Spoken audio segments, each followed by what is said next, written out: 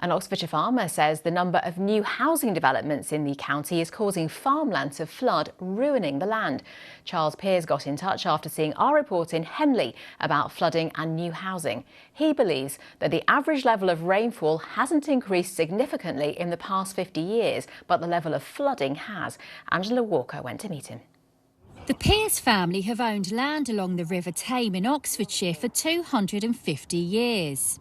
Years ago, we'd have had cattle down here by now, and they've been here all summer. We would turn out in sort of early April and they'd be there till September. But essentially, from a farming point of view, this land's useless now. Absolutely useless. Charles has been recording the rainfall on his farm for more than a decade. He says the rainfall hasn't increased, but his land is flooding more often and for longer than ever before. This year, not only have we had extended flood, this river, you wouldn't see that graph out there. You wouldn't have seen it more than twice, 2 days that is, since from October to the end of February when the floods finally went down, which is quite extraordinary.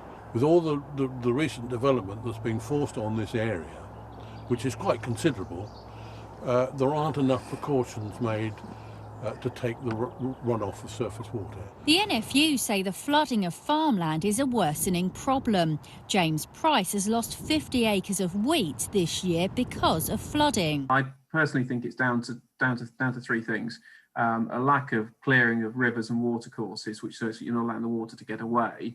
I think there's an element of holding water back from further downstream where there are probably new developments. And obviously, understandably, you don't want to flood houses further downstream.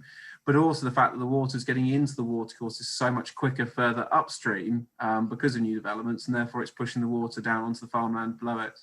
A spokesperson from the Ministry of Housing, Communities and Local Government told us national planning policy is clear that local planning authorities should ensure that flood risk is not increased elsewhere by any new development.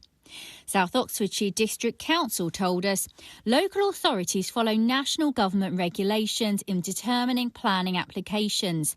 Our officers take any potential flood risk into account when making their recommendations. It's difficult to ascertain what exactly is causing an increase in the frequency, severity and duration of flooding on Oxfordshire's farmland. Angela Walker, BBC South Today.